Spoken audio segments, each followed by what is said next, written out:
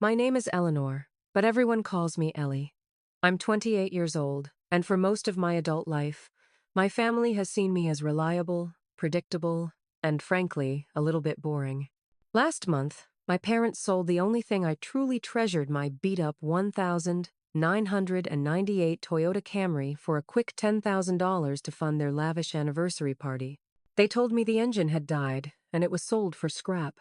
I believed them, until I saw them standing on the manicured lawn of their country club, their faces turning to ash as my Gulfstream G550 private jet, worth $8 million, descended from the sky. What they didn't know is that the boring, predictable daughter they'd been using as a personal ATM was the anonymous creator of one of the most successful apps in the world, and I had just sold it. If you've ever felt invisible or underestimated by the very people who should have championed you, drop a comment letting me know where you're watching from. And before I tell you how this all unraveled, hit that like button and subscribe to hear more stories about reclaiming your power when you've been taken for granted. To understand why a multimillionaire would be driving a 25-year-old car, you have to understand my family. My life has always been a quiet balancing act. On the surface, I was a freelance app developer, a vague title that my parents, Frank and Judy, interpreted as plays on her computer in a small apartment. They lived in a sprawling suburban house, funded in large part by my freelance work, and were obsessed with one thing: appearances. Their world revolved around country club memberships, impressing their neighbors, and ensuring my younger brother, Kevin, had every opportunity to fail upwards. Kevin was the golden child. He was charming, handsome, and utterly incapable of holding down a job or seeing a project through. Yet, in my parents' eyes, his every misguided venture was a sign of entrepreneurial genius. My successes, which were quiet and digital, were barely acknowledged. I was the utility, the background support system. My role was simple: be responsible, be available, and, most importantly, be the financial backstop for their ambitions and Kevin's failures. This wasn't a new dynamic. It was the foundation of our family. I remember when Kevin, at 24, decided he was going to launch a line of artisanal, gluten-free dog treats called Positively Gourmet. My parents hosted an elaborate launch party, sinking over $15,000 into it. When the business inevitably collapsed 6 months later because Kevin forgot to file for the necessary health permits, it wasn't his failure. It was a learning experience. The $20,000 loan he defaulted on? I was the one who got the quiet, pleading phone call from my mother. "We can't let this affect his credit, Ellie," she'd whispered, as if we were co-conspirators. "He has so much potential." I transferred the money, and the subject was never mentioned again. Another year, my parents were at risk of losing their coveted platinum membership at the Oak Ridge Country Club because they'd overspent on a trip to Europe. The humiliation of being downgraded was, in my mother's words, socially catastrophic. I received another call. "It's just until our investments mature," my father assured me, a phrase I'd heard a dozen times before. I paid the 5-figure dues. In return, I received a thank you card with a stock photo of a golf course on the front. My own achievements were met with polite, but dismissive, interest. When I won a major coding award in college, my father patted me on the back and said, "That's nice, honey. Did you hear Kevin made the dean's list?" Kevin had, in fact, been placed on academic probation, a fact my parents conveniently ignored. My birthday would be a quiet dinner, often forgotten until the last minute, while Kevin's half-birthday was cause for a catered barbecue. I learned early on not to expect validation from them. My worth in their eyes was directly tied to my utility. That's why the Camry was so important. It wasn't just a car. It was the last tangible piece I had of the one person who saw me for who I was, my Grandpa Arthur. He was my mother's father, a kind, quiet man who smelled of sawdust and peppermint. While my parents were busy polishing their golden child, Grandpa Arthur was teaching me how to think. He bought me my first computer, encouraged my fascination with code, and told me that my quiet nature wasn't a weakness, but a sign of a rich inner world. He gave me the Camry for my high school graduation.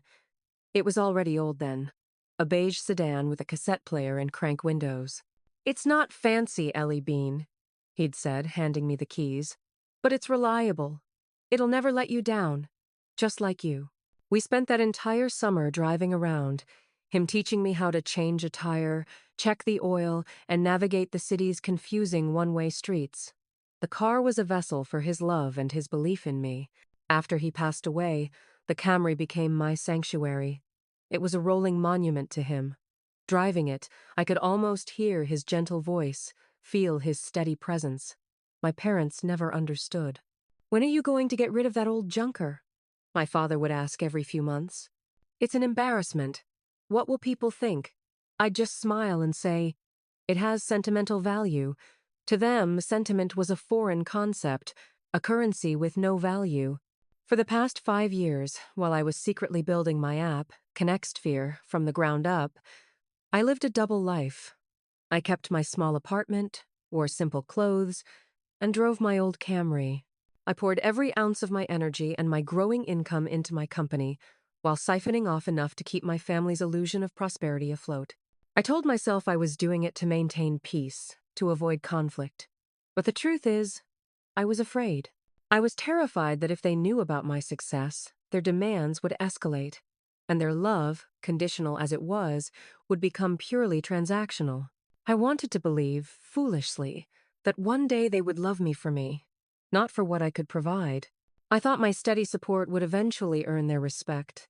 Instead, it just made me a more predictable target for their next big scheme. The tranquil facade of our family dynamic, with me as the silent benefactor and them as the gracious recipients, was shattered by a single, predictable event: my parents' 35th wedding anniversary. For my mother, Judy, this wasn't just a milestone. It was a social Super Bowl. More importantly, it was an opportunity to outdo their perennial rivals, the Hendersons, who had thrown a famously extravagant 30th anniversary party a few years prior. The theme, my mother declared over a tense Sunday dinner, would be a platinum affair. "We'll need to rent the grand ballroom at the country club," she announced, already sketching layouts on a napkin. "And a string quartet, and catering from that new French place downtown." The Hendersons only had a DJ. My father, Frank, nodded in grave agreement. "It's about legacy, Ellie. 35 years is a testament. It needs to be celebrated properly." I knew what properly meant. It meant expensively. I also knew, from the way they both avoided my gaze, that they didn't have the funds for this new fantasy.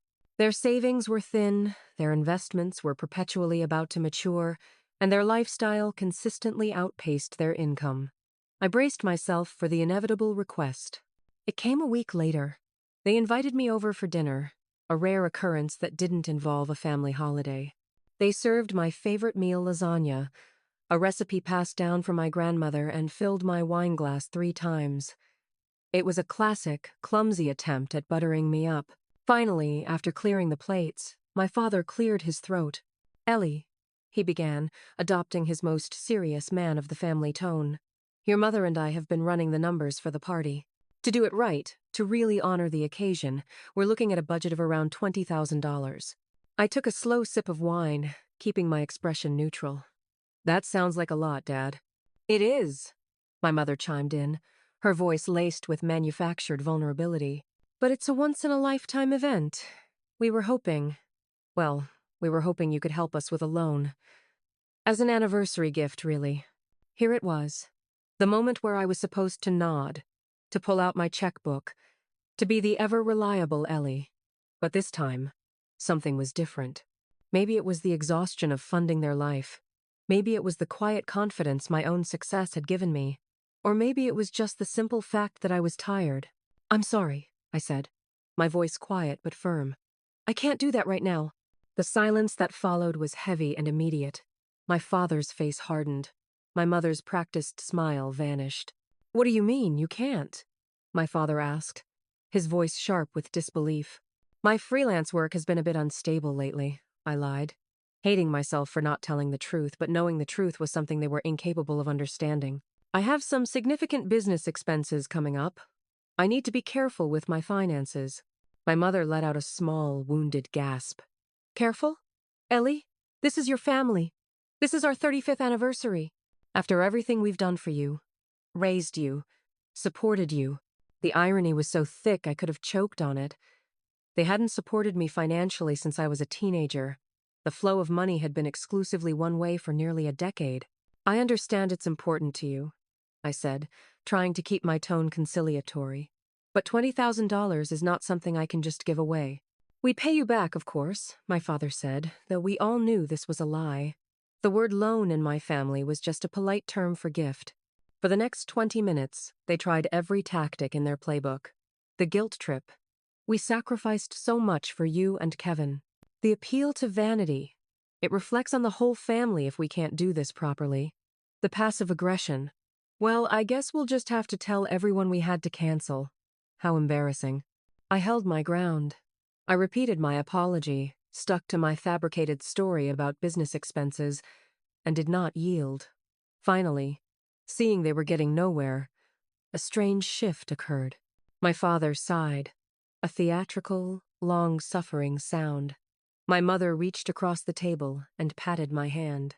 "All right, sweetheart," she said, her smile returning, though it didn't reach her eyes. "We understand. If you can't, you can't. We'll figure something out." My father nodded. "That's right, we'll manage." They dropped the subject completely. We talked about the weather, about Kevin's latest brilliant idea for an app that rated public restrooms, and about the Hendersons' new boat.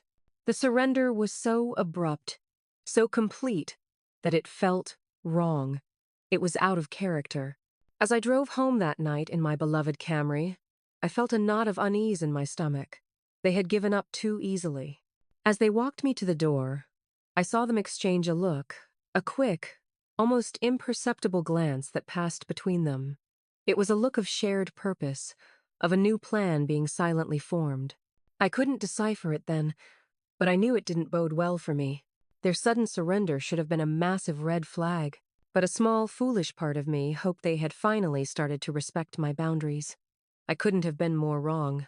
In the weeks following my refusal to fund their platinum affair, an unsettling quiet fell over our relationship. The daily texts from my mother ceased, and my father didn't call with his usual requests for a little help with a bill. I naively interpreted this silence as them processing my decision, perhaps even respecting it. The truth was far more sinister.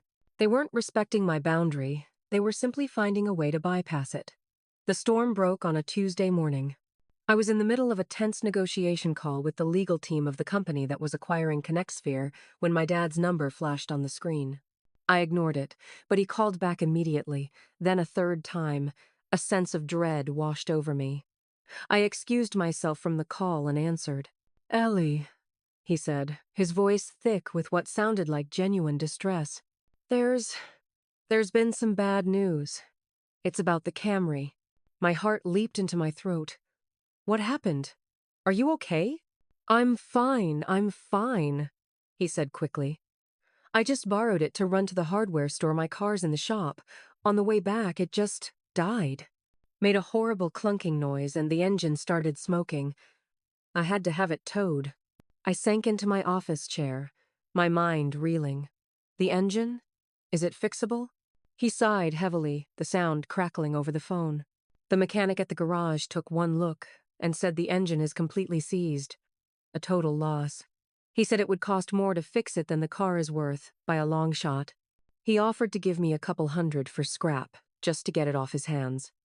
I figured it was for the best. I took the deal, Ellie. I'm so sorry. Grief, sharp and sudden, hit me like a physical blow. It was just a car, but it was Grandpa's car. It was the last piece of him. I pictured it being crushed into a metal cube, and tears welled in my eyes. "You sold it for scrap?" I whispered.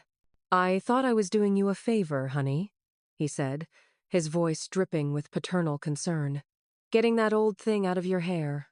Don't you worry, it was its time to go." I thanked him numbly, my mind too clouded by sadness to question the details. He had an answer for everything. The name of the garage, the mechanic's diagnosis, the pittance he'd received for it. It all sounded plausible, and I had no reason to doubt a story delivered with such conviction. The first crack in their story appeared a week later. I stopped by their house to drop off some mail that had been mistakenly delivered to my apartment. As I walked into their living room, I saw a glossy brochure for a brand new Lincoln Navigator sitting on the coffee table. The top-tier model. It was open to the page detailing the financing options. "Thinking of getting a new car?" I asked casually. My mother glanced at the brochure and quickly folded it, tucking it under a magazine. "Oh, that? No, no. Your father just likes to dream," she said with a breezy laugh. "You know how I did know how he was. He was a man who only dreamed about things he believed were within his grasp. The timing felt strange. They supposedly had no money for a party, but they were looking at $80,000 SUVs. It was a small thing, a flicker of suspicion, but it planted a seed of doubt. The second crack came during a phone call I wasn't meant to hear. I had let myself into their house to water the plants while they were out for the afternoon. As I was filling the watering can in the kitchen, my mother's cell phone, left on the counter, rang. The caller ID read Sharon Henderson, her best friend and chief social rival. I would have ignored it, but her voicemail greeting was malfunctioning and the call went straight to speakerphone. "Judy, it's Sharon," the voice chirped. "I just heard the most incredible news. Frank told Bill on the golf course that you two came into a little windfall. He was being so mysterious about it. You have to tell me everything. Is the big party back on?" My blood ran cold. Windfall. The word echoed in my mind. My parents didn't have windfalls. They had expenses. They had loans from their daughter. I stood frozen by the sink as my mother's recorded voice asked Sharon to leave a message. "Oh well, call me back," Sharon continued. "Bill said Frank was talking about how this party is going to put ours to shame. I can't wait to hear the details." The call ended. I stood in the silent kitchen, the watering can dripping onto the floor. Windfall. The party is back on. Where would they get a sudden influx of cash just days after my car, my priceless, sentiment-filled car, had been sold for a couple hundred for scrap? The seed of doubt began to sprout, growing into a thorny vine of suspicion. The final, undeniable confirmation came from the most unexpected source. A few days later, I was at the local grocery store and ran into Mr. Peterson, my parents' next-door neighbor for over 30 years. He was a kind, retired mailman who had known me since I was a little girl. "Ellie, how wonderful to see you," he said, his eyes crinkling behind his glasses. "Say, I was sorry to see your old car go the other day." "Oh," I said, my heart sinking a little. "You saw it being towed?" "Towed?" He looked confused. "No, no. A young man from a dealership drove it away. A private buyer, your father said. Paid cash for it right there in the driveway. I was surprised. That old car looked to be in pristine condition. Frank really kept it in great shape. The world tilted on its axis. A dealership. A private buyer. Pristine condition. Every word was a hammer blow to the story my father had so carefully constructed. Armed with this new information, I decided to confront them. I didn't storm in with accusations. I approached it calmly, giving them a chance to come clean. I sat them down in their living room and recounted my conversation with Mr. Peterson. "I think there's been a misunderstanding," I said, my voice even. "Mr. Peterson seems to think you sold the Camry to a dealership." My father didn't flinch. He laughed, a dismissive, patronizing sound. "Oh, Peterson," he said, shaking his head. "His memory isn't what it used to be. He gets confused. He probably saw a different car being driven away. The tow truck definitely took yours, Ellie. It was a complete wreck." My mother jumped in, her voice a symphony of feigned concern. "Sweetheart, why are you getting so worked up over this? You're being paranoid. We told you what happened. Why would we lie about something so silly? It was a junk car. The gaslighting was masterful. They were a united front of deception, turning my valid questions into evidence of my own instability. They made me feel crazy, overly emotional, ungrateful. They looked at me with such pitying condescension, as if I were a child throwing a tantrum over a broken toy. For a moment, watching their seamless performance, I almost doubted myself. I almost believed their fiction over the plain truth from a trusted neighbor. They were so united in their deception, so confident in their ability to manipulate me. that I started to question my own sanity. But that doubt was about to be erased by cold, hard proof. Leaving my parents' house that day, I felt a toxic cloud of confusion and anger swirling around me. Their denial had been so absolute, so dismissive, that it had almost worked. But the image of Mr. Peterson's sincere, confused face kept replaying in my mind. He wasn't senile. He had seen what he had seen. I couldn't let it go. The feeling that I was being played for a fool was a fire in my gut. As I drove my rental car, a sterile, soulless vehicle that felt like an insult to the memory of my Camry, I remembered something. It was a conversation from years ago, shortly after Grandpa Arthur had given me the car. He had been a bit of a tech enthusiast in his later years, fascinated by all the new gadgets. One Christmas, he had given me a small, unassuming black box. "It's a classic car GPS tracker, Ellie Bean," he had explained, his eyes twinkling. "Not because I don't trust you, but because I don't trust the world. This old girl is a classic. If anyone ever tries to steal her, we'll know exactly where she island." We had installed it together, hiding it in a discreet spot under the dashboard. I hadn't thought about it in years. I had the login information written down in an old journal somewhere. As soon as I got back to my apartment, I tore through my bookshelf until I found it. My hands were trembling as I typed the username and password into the tracking website. I held my breath as the map loaded. My father had said the car was towed to Johnson's Auto and Scrap on the industrial side of town, but the blinking blue dot on the screen wasn't there. It wasn't in a scrapyard at all. It was located an hour north, at a place called Prestige Pre-Owned Motors. A wave of nausea and cold fury washed over me. He had lied. He had looked me straight in the eye and constructed an elaborate, detailed lie, complete with a fake garage and a fake mechanic. I didn't hesitate. I grabbed my keys and got back in the rental car. The hour-long drive felt like an eternity. With every mile, the betrayal solidified, hardening from a painful suspicion into an undeniable, razor-sharp fact. Prestige Pre-Owned Motors was exactly what it sounded like, a dealership filled with polished, high-end used cars. And there, parked in the front row, gleaming under the afternoon sun, was my 1998 Toyota Camry. It wasn't wrecked. It wasn't smoking. It was pristine, just as Mr. Peterson had said. Someone had detailed it, waxed the beige paint until it shone, and cleaned the interior until it looked brand new. A large, garish sign was propped on the windshield. On it, written in bold black marker, were two words: $10. I felt the air leave my lungs. $10,000. Not the couple hundred for scrap my father had claimed. I parked the rental car and walked onto the lot, my legs feeling unsteady. A salesman in a cheap suit and too much cologne immediately approached me. "A real classic, isn't she?" he said, gesturing to my Camry. "One owner before us, an old fella who kept it in mint condition. Barely any miles on it. We got it for a steal." "Who did you buy it from?" I asked, my voice barely a whisper. He checked a clipboard.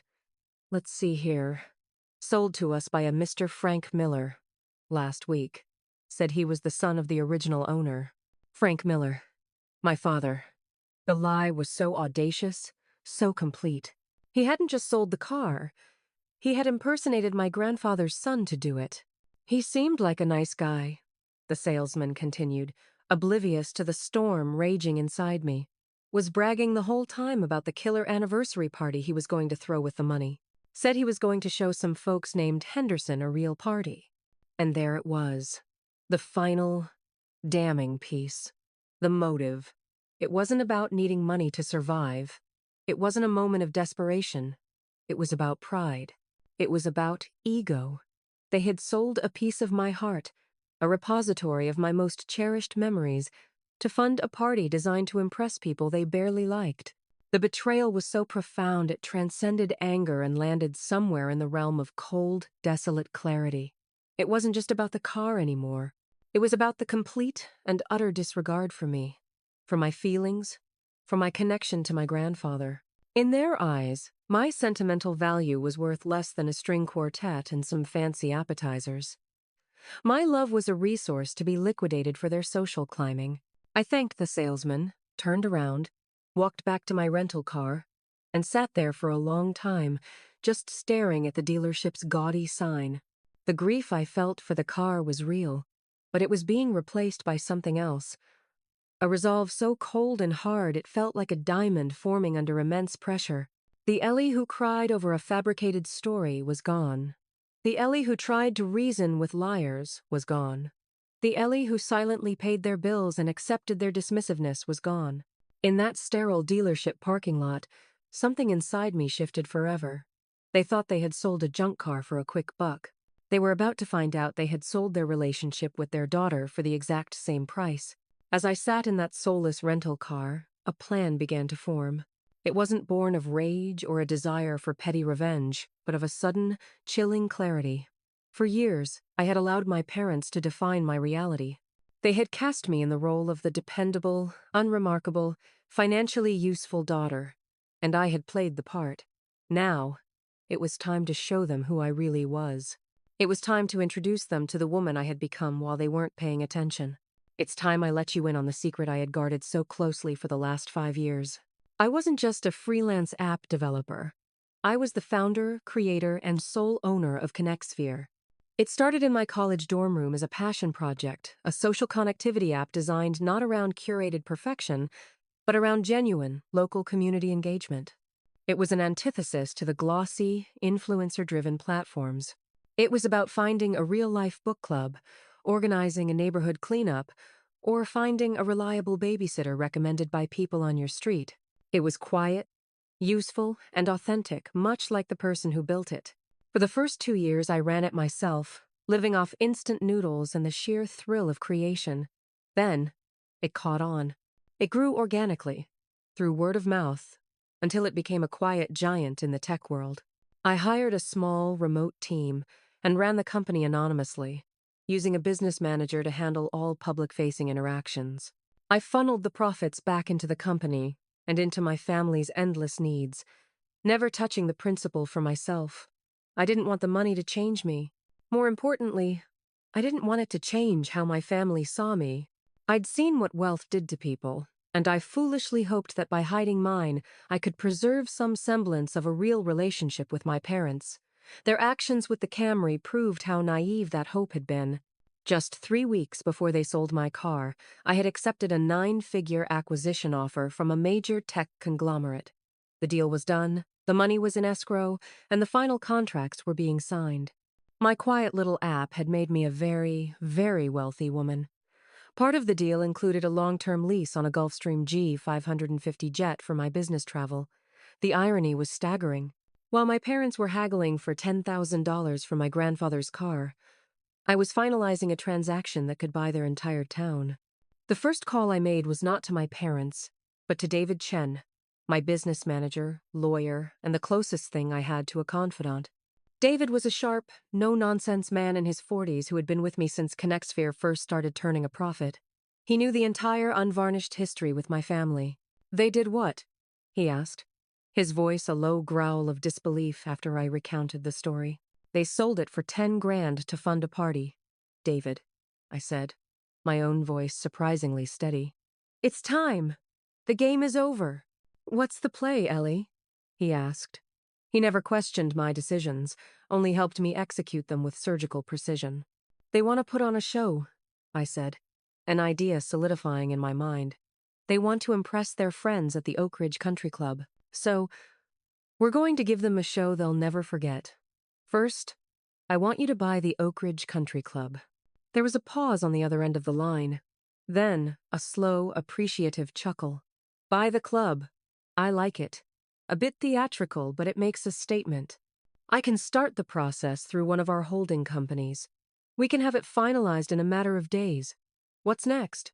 "The party is in 2 weeks, on a Saturday. I want to arrive during the party. On the jet. The club has a deal with a local executive airport, right?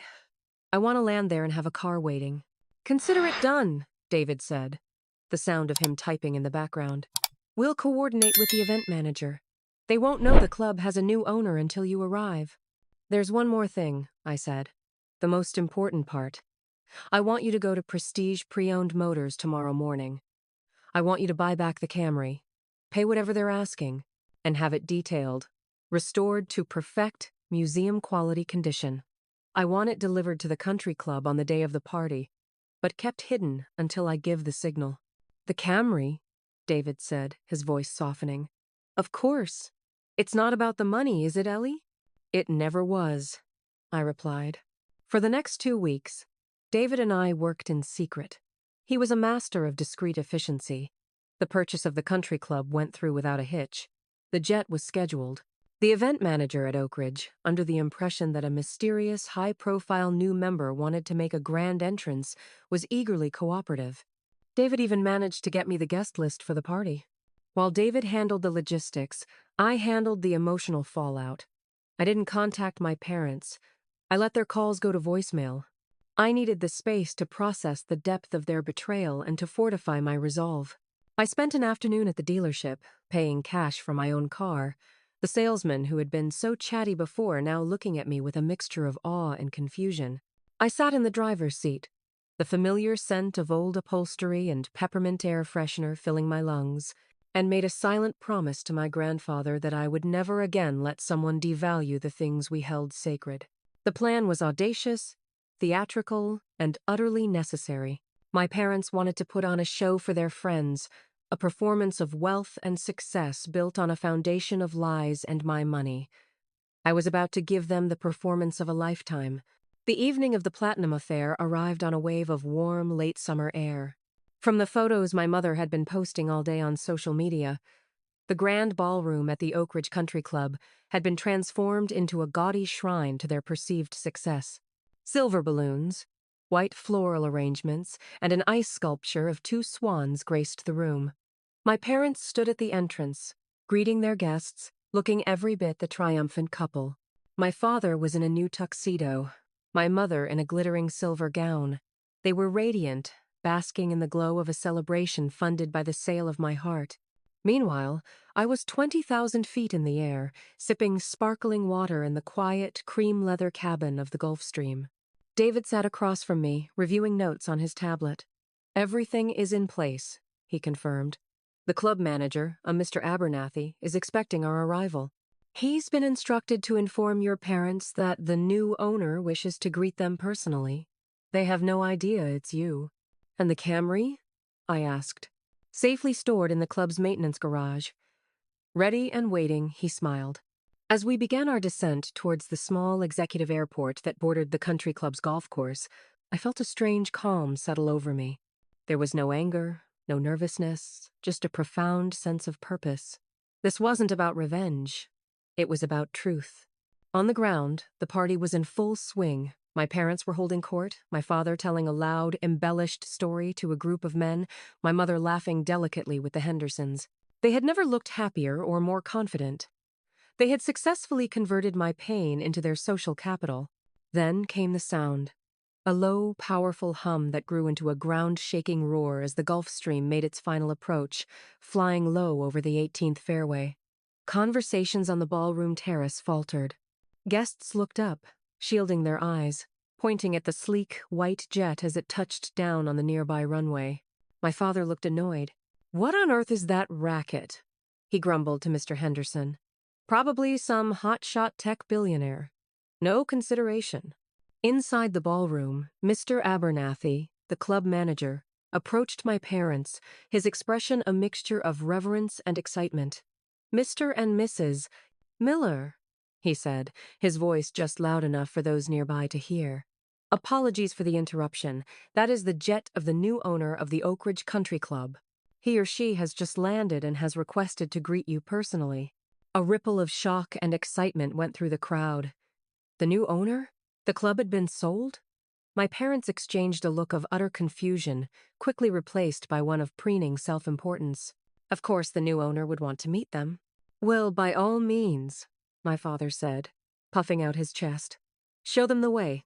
The guests from the terrace began to drift towards the front of the club, drawn by the unfolding drama. A sleek, black town car, which had been waiting on the tarmac, pulled up to the main entrance. The chauffeur opened the rear passenger door. Everyone leaned in, craning their necks to get a look at the mysterious new tycoon. My father had a practiced, welcoming smile plastered on his face. My mother was subtly adjusting her dress. And then I stepped out. I was wearing a simple, elegant navy blue dress. No flashy jewelry, no dramatic flair. I was just Ellie. But the context, the jet, the car, the manager's announcement had changed everything. The silence was absolute. You could have heard a pin drop on the manicured lawn. My father's smile froze, then collapsed. The color drained from my mother's face, leaving her silver dress looking garish and cheap against her suddenly pale skin.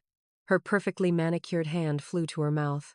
Their friends, the Hendersons, the people they were so desperate to impress, were staring, their mouths agape.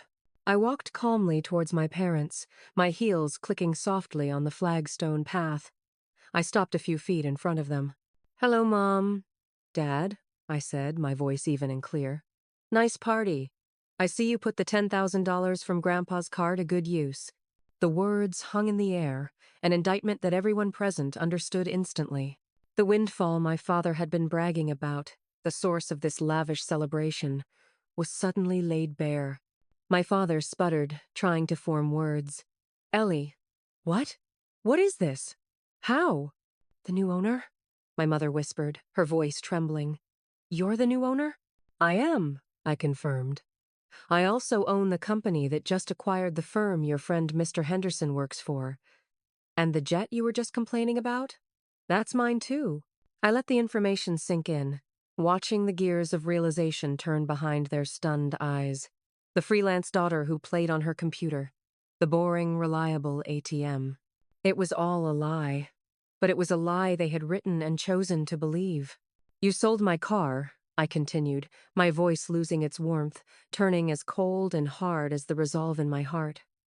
"You sold my grandfather's memory for an ice sculpture and some cheap champagne. You told me it was scrap. You lied to my face." We needed the money," my mother stammered, tears beginning to well in her eyes. "We didn't think you'd mind." "You didn't think at all," I corrected her. "You didn't think about me, because you never do. You see me as a resource, not a person. You value appearances more than your own daughter." I looked from their crumbling faces to the crowd of onlookers, who were now whispering furiously amongst themselves. "You wanted to show your friends a good time. You wanted to show them what success looks like. Well, take a look. This is what success looks like." I gestured back towards the jet, a silent, multi-million-dollar testament to the life I had built without them. "This jet is worth $8 million. You sold my heart for $10,000. You made your choice." As their carefully constructed world crumbled around them in front of everyone they had tried so desperately to impress, I felt not triumph, but a profound and painful sense of finality. The ties had been cut, and there was no going back. I didn't stay to watch the full implosion. There was nothing left to say. I had delivered the truth, and now they had to live in its wreckage. I gave a curt nod to David, who had been watching from a discreet distance, and turned my back on my parents and their ruined party. As I was driven away, the image of their stunned, humiliated faces was seared into my memory. It wasn't a victory. It was a tragedy of their own making. David handled the fallout with his usual efficiency. He informed Mr. Abernathy that the Millers' membership was under review and that the bill for the disastrous Platinum affair would not be comped. The party, I later heard, dissolved within 20 minutes of my departure. The string quartet packed up. The catering staff started clearing away untouched food, and the guests fled as if escaping a house on fire, eager to spread the most scandalous piece of gossip the country club had ever known. My parents became social pariahs overnight. The very people they had spent a lifetime trying to impress were the first to shun them. The Hendersons, in particular, were reportedly furious, feeling they had been made fools of by association. I didn't go back to my small, quiet apartment. I couldn't. It was a relic of a life I no longer lived, a costume I had finally shed. Instead, the driver took me to a place I had purchased 6 months prior, a secret I had kept even from David until the final papers were signed. It was a beautiful, secluded estate an hour outside the city, nestled in a grove of old oak trees, with a view of a serene lake. It wasn't ostentatious, but it was peaceful. It was a home, not a stage. The first thing I did upon arrival was call David. "Is it here?" I asked. "Waiting for you in the garage," he replied. I walked through the airy, modern house to the 4-car garage. And there it was, my 1998 Toyota Camry. David's team had done more than just detail it. They had restored it. The beige paint was flawless. The chrome sparkled, and the interior had been painstakingly cleaned and refurbished. It looked better than it had the day my grandfather gave it to me. I opened the door and slid into the driver's seat. The familiar scent of old fabric and peppermint hit me, and for the first time since this whole ordeal began, I cried. I cried for my grandfather, for the simple, unconditional love he had given me. I cried for the daughter who had tried so hard to earn her parents' affection, and I cried with a profound sense of relief. For the first time in my adult life, I was truly free. The weight of their expectations, their demands, and their disappointment was gone. The constant, low-grade anxiety of waiting for the next phone call asking for money had vanished. In the days that followed, my phone lit up with calls and texts from my parents and my brother. Desperate voicemails, angry texts, pleading emails. I didn't answer. I couldn't. The wounds were too fresh. I blocked their numbers, not out of cruelty, but out of a need for self-preservation. I needed silence to heal, to recalibrate my life without the constant drain of their needs. They were forced, for the first time, to face the consequences of their actions without my safety net. The bill from the country club arrived. The social shunning was complete. They had to confront the reality that the respect they craved couldn't be bought, and the love they had taken for granted was now gone. For the first time in my adult life, the only expectations I had to live up to were my own. The silence from my parents was deafening, but the peace it brought was priceless. The question was, could they ever learn from their mistakes? Or was this truly the end? A year can feel like a lifetime. The person I was at my parents' anniversary party felt like a stranger from a different era. The year that followed my public declaration was one of profound rebuilding, not of wealth, but of self. My life now was unrecognizable, not because of the money, but because of the authenticity. I had stepped out from behind the anonymous curtain of ConnectSphere's creator and embraced my role. My primary focus became the Arthur Miller Foundation, an organization I established in my grandfather's name. We provided seed funding and mentorship to young, underprivileged entrepreneurs with brilliant ideas but limited resources, the kind of support my grandfather had always given me emotionally. It was meaningful work, a way to channel my success into something that would honor his legacy. The foundation became my purpose. The estate by the lake became my sanctuary. It was a place of quiet reflection and genuine connection. I hosted small gatherings for my team and my few trusted friends, people who had known me before the money and who treated me no differently now. My brother, Kevin, after a few initial angry attempts to demand what he called his share of the family money, had been forced to face reality. Without my financial backing, his ridiculous business ventures dried up. He had to get a real 9-to-5 job in customer service. From what I heard, he hated it. But for the first time, he was supporting himself. And the Camry? It held a place of honor in my garage, parked right next to a sensible electric vehicle I used for daily errands. I took it out for drives on Sunday mornings, along the winding country roads near my home. It was a grounding ritual, a reminder of my roots, of my grandfather's simple wisdom, and of the fact that true value has nothing to do with a price tag. My parents' fate was a cautionary tale I heard in snippets through a cousin who had reached out to apologize for the family's behavior. Their social downfall had been swift and total. Unable to maintain the mortgage on their oversized house or the dues at a new, less prestigious club, they were forced to sell their home and downsize to a small condominium in a neighboring town. Their friends vanished. The phone stopped ringing. They were left with nothing but each other and the stark reality of their choices. About 8 months after the party, a single, handwritten letter arrived, forwarded from my old apartment. It was from my mother. It wasn't filled with excuses or demands. It was just 4 pages of raw, painful, and, for the first time, honest reflection. She wrote about the shame, the humiliation, But more than that, she wrote about the sudden, terrifying realization of what they had lost. Not the money, but me. She admitted to their lifelong favoritism of Kevin, their obsession with appearances, and their willful blindness to my character and my quiet contributions.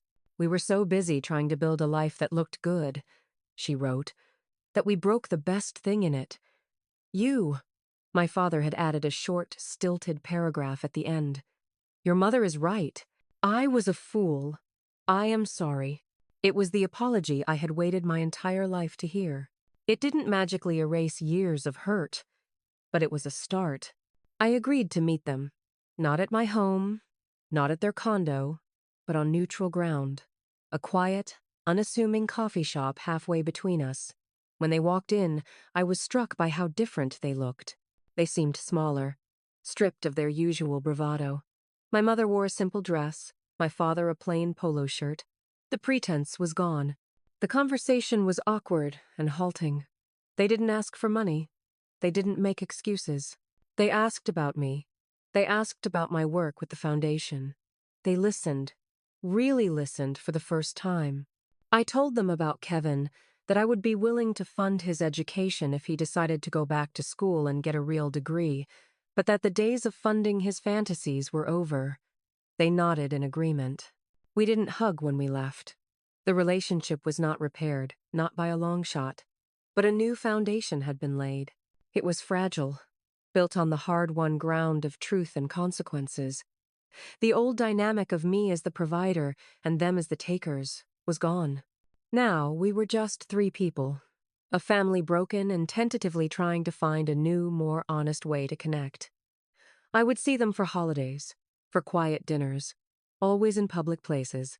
The financial support was cut off completely and permanently. The only thing I offered them now was my time, on my terms, conditional on their continued respect. Rebuilding a relationship from ashes is a slow, painstaking process. But in that small coffee shop, seeing the genuine remorse in their eyes for the first time, I realized that sometimes you have to burn everything down to create the space for something new and honest to grow. As I look back on that tumultuous year, on the wreckage and the rebirth, the most profound lesson I've learned is that money is an amplifier. It's a force of nature like a powerful wind. It doesn't create the landscape, but it can turn a windmill or topple a house that was already rotten at its foundation. It doesn't fundamentally change who people are. It simply gives them the power and the permission to become more of who they've always been. In my parents, it amplified a deep-seated insecurity and a desperate hunger for social status that had been festering for decades. In my brother, it amplified a sense of entitlement that had been cultivated since birth. And in me, I hope, I pray, that it amplified my grandfather's most enduring values: integrity, purpose, and the quiet, unshakable importance of investing in people, not in things. For years, I operated under a profound misconception. I thought that by hiding my wealth, by living this strange, bifurcated life as a quiet coder and a secret benefactor, I was protecting my relationship with my family. I believed my secret was a shield, preserving some small, fragile corner of our connection that was untainted by money. I couldn't have been more wrong. The secret wasn't a shield. It was a cage. It wasn't just their finances I was propping up. It was the entire dysfunctional ecosystem of our family. My silence and my secret checks were the very things that enabled their behavior. It allowed my parents to live in a fantasy world of their own making, one where they were successful socialites and I was their dutiful, slightly disappointing daughter. It allowed my brother to bounce from one failed venture to the next without ever facing the humbling sting of reality. By hiding the truth, I was complicit in the lie. I was sacrificing my own authenticity on the altar of a false peace. The constant fear of being discovered, the mental gymnastics of keeping my two worlds separate, it was exhausting. It was a self-imposed prison built on the hope that one day, somehow, they would see me for who I was without the money being a factor. But that was never going to happen, because the dynamic was already broken. The confrontation at the country club, as painful and public as it was, wasn't the destructive event. The destruction had already happened, quietly, over years of dismissiveness, entitlement, and emotional neglect. My arrival on that jet wasn't a bomb. It was simply the floodlight that illuminated the ruin that was already there. Truth, I've learned, can feel like an act of violence when a relationship has been built on a foundation of comforting lies. But it's the only thing that offers any chance of building something real in its place. The relationship I have with my parents now is a strange and fragile thing. It's not the warm, loving connection I dreamed of as a child, and it never will be. That version of our family never really existed outside of my own hopes. What we have now is something far less satisfying, but infinitely more real. We meet for coffee once a month, always at that same neutral ground shop. The conversations are stilted at first, filled with talk about the weather and my work with the foundation.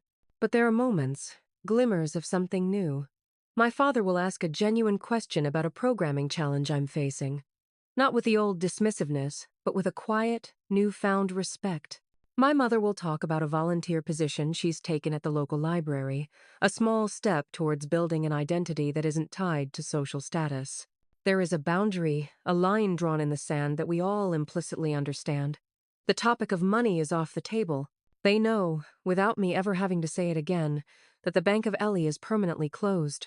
They are living within their means for the first time in their adult lives, and while it's a struggle, it has forced them into a self-reliance that has, ironically, made them more interesting, more grounded people. I don't know if I can say I've forgiven them. Forgiveness feels like a destination, a neat and tidy box to put a messy past in. What I have is acceptance. I accept who they are. I accept their limitations. I accept that their love will always be flawed. And I've decided that this new, honest, and limited version of our relationship is one I can live with, because it no longer requires me to sacrifice myself. My journey has also taught me about the nature of inheritance. My parents believed their inheritance to Kevin was a birthright of charm and potential. My inheritance from them was a legacy of feeling less than, but the true inheritance, the one that shaped me, came from my grandfather. It wasn't monetary. It was practical and spiritual. When he taught me how to change a tire on the side of a dusty road, he wasn't just teaching me about car maintenance, he was teaching me self-reliance. He was showing me that I had the power to fix my own problems, to get myself moving again when I was stalled.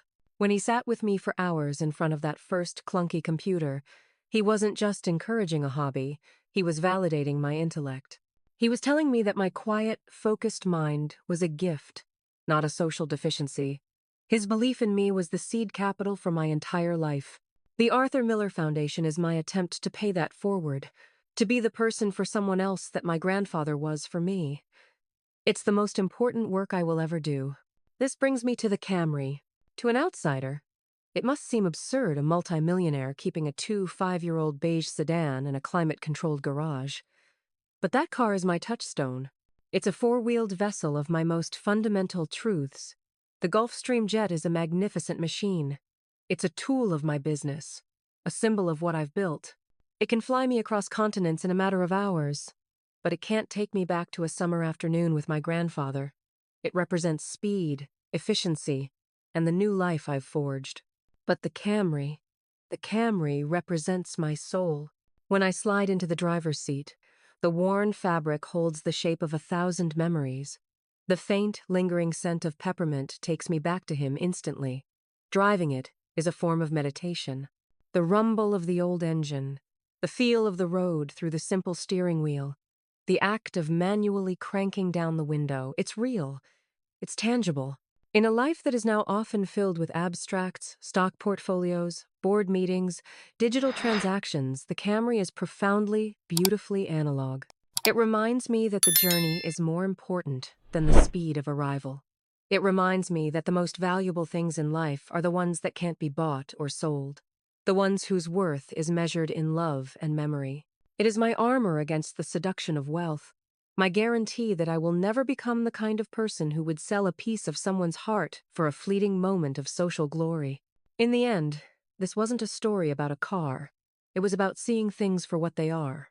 It was about realizing that some people will only value you for what you can do for them, and that trying to win their love is a losing game. The only winning move is to stop playing. You have to be willing to walk away from the table, no matter how much it hurts, and start your own game, with your own rules. You have to build your own definition of success, one that is measured not by external validation, but by internal peace. So now, I want to turn this over to you, to this incredible community. My story is unique in its details, but I know the feelings are universal. Feeling unseen, feeling undervalued, fighting for your own sense of worth against the people who are supposed to be your biggest champions. Have you ever had to make a drastic, terrifying choice to teach someone your value? What was your country club moment, that point of no return where you finally stood up and reclaimed your own narrative? Share your stories in the comments below. I'm not just asking because it helps the channel. I'm asking because your stories matter. They create a space where others can feel seen and less alone in their own struggles. If this story resonated with you, if it stirred something inside of you, please give this video a thumbs up, subscribe for more stories about finding your power, and share this with someone in your life who might need a reminder that their worth is not up for negotiation. Thank you for being here, for listening. And please remember this. In a world that is constantly trying to put a price tag on everything, never, ever let anyone determine your value. Your worth is not defined by your job, your bank account, or the approval of others. It is intrinsic, it is absolute, and it has been with you since the day you were born. You are, and you have always been, priceless.